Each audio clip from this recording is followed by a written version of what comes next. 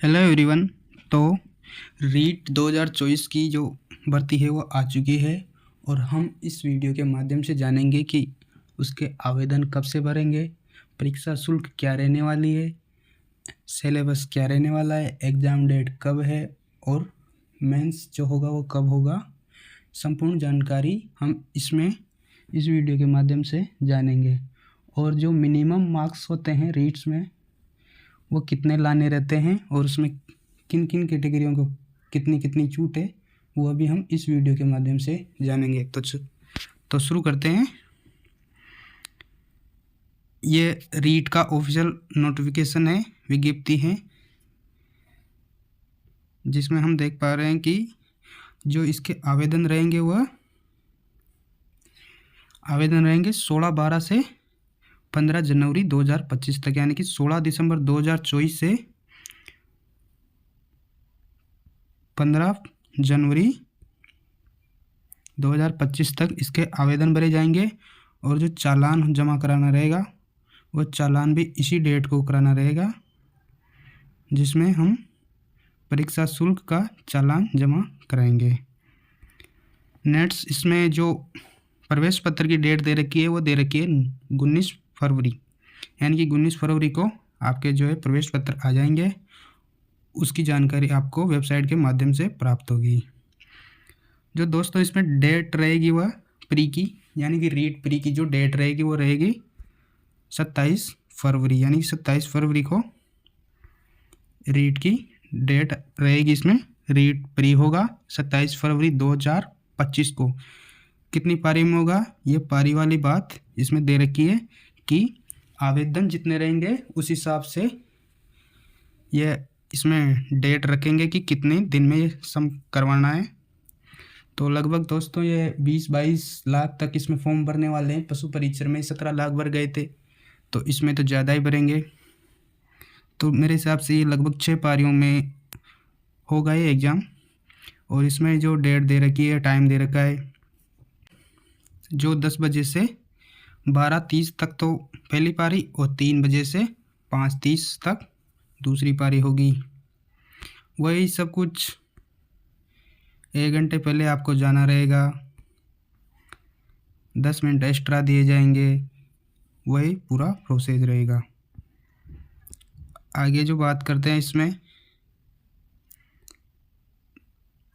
तो ये जो रीट की ऑफिशियल वेबसाइट है उसके माध्यम से ये फॉर्म भरेगा, एसएसओ पर नहीं भरेगा, ये रीट की वेबसाइट पर भरेगा। और इसमें परीक्षा शुल्क जो रहेगी वो इस प्रकार है। L1 की आपके लगेगी 550, L2 के भी 550, और अगर कोई दोनों में भरता है तो 750 रुपये उसको पे करने होंगे। 750 रुपये उसको देने होंगे।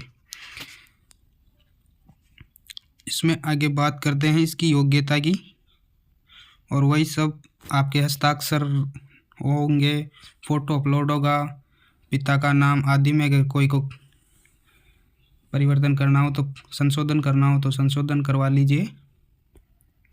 और बाकी के वही सब चीज़ें, आपके दाढ़ी वगैरह की सेव क्लीन करवाना, 3 माह से अधिक फ़ोटो पुराना नहीं होना चाहिए, 10वीं की मार्कशीट इसमें अपलोड करनी रहेगी। इसमें जो न्यूनतम शैक्षणिक योग्यता की तो बात करते हैं तो L1 यानी कि 1 से 5 तक के टीचर के लिए रहेगा, वही BSTC रहेगा, और L2 टीचर के लिए B.Ed रहेगा। इसमें आगे बात करते हैं तो इसमें वही पूरा प्रोसेस है, पुराना वाला ही। अब इसमें सिलेबस की हम बात कर लेते हैं दोस्तों की सिलेबस क्या रहेगा। तो सिलेबस में कोई परिवर्तन नहीं है, वही पुराना सिलेबस है। वही आपके जो बाल विकास और शिक्षण विद्याएं वही 30 नंबर की। आपको जो 2 लैंग्वेज लेनी रहती है उसमें वही पहली लैंग्वेज 30 नंबर की, दूसरी लैंग्वेज 30 नंबर की, और L1 में जो गणित आएगी 30 नंबर की, और पर्यावरण अध्ययन आएगा 30 नंबर का। यह तो L1 की बात हो गई कि L1 में क्या क्या आएगा। आपको जो 2 लैंग्वेज लेनी है वह, आप ज़्यादातर गांव वाले बच्चे होते हैं तो पहली लैंग्वेज हिंदी और दूसरी संस्कृत ले लेते हैं, तो वो आप अपने हिसाब से चयन कर लेना।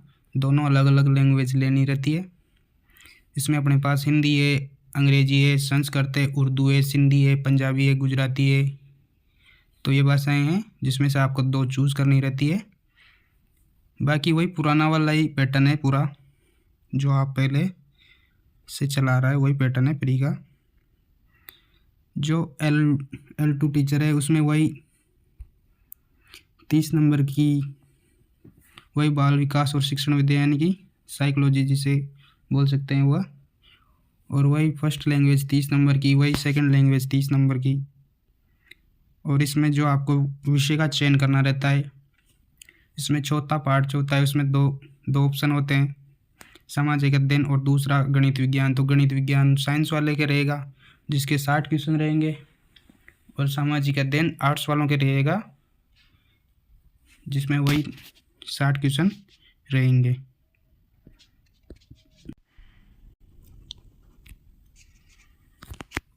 L2 में भी वही L1 की तरह भाषा का चयन करना रहता है।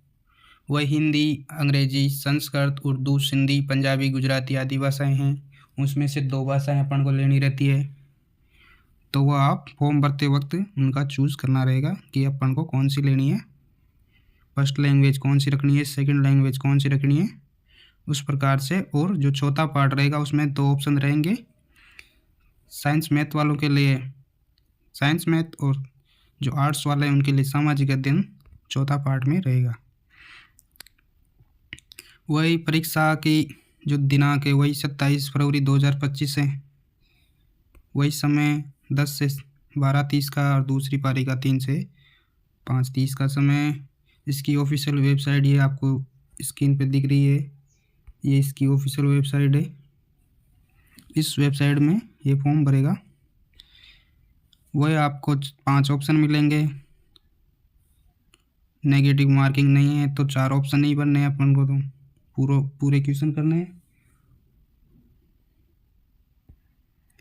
आगे चलते जाओ वही OMR होगी, सब कुछ वैसा का वैसा ही है, ज़्यादा कुछ चेंज नहीं है इसमें। इसमें जो न्यूनतम उत्तीर्णांक है उसको लेकर बहुत सारे स्टूडेंट के कन्फ्यूज़न है।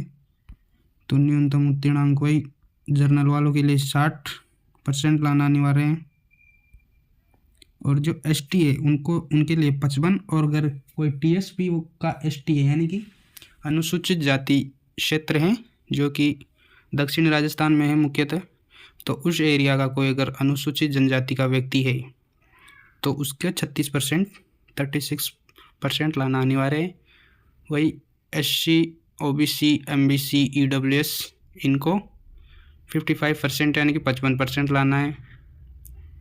समस्त श्रेणी की विधवा, तलाकशुदा और भूतपूर्व सैनिकों को यहाँ पे जो है 50% लाना है, और दिव्यांगजन श्रेणी के आने वाले समस्त व्यक्तियों को 40% यहाँ पर लाने होंगे। और शहरिया जो व्यक्ति है, शहरिया जनजाति क्षेत्र में रहने वाले शहरिया जनजाति के जो व्यक्ति है उनको 36% ही लाना अनिवार्य है। यहाँ पर 2 नोट दे रखे हैं, जिसमें से पहले में बात करें तो यहाँ पर लिख रखा है कि जो TSP क्षेत्र में ST में जो महिला पुरुष हैं यानी कि महिलाओं को भी वहाँ पे 36 लाना है, पुरुषों को भी वहाँ पे 36 ही लाना है, क्योंकि इसमें यहाँ पर 50% लिख रखा है समस्त कैटेगरी की महिलाओं को, तो उसमें अगर ST की है तो 36% ही आपको लाना है। बाकी जो दूसरा है उसमें दे रखा है कि जो उत्कृष्ट खिलाड़ी है उनको अलग से कोई छूट नहीं है, आपकी कैटेगरी की जो छूट है वही उत्कृष्ट खिलाड़ी को मिलेगी, एक्स्ट्रा कोई छूट नहीं है।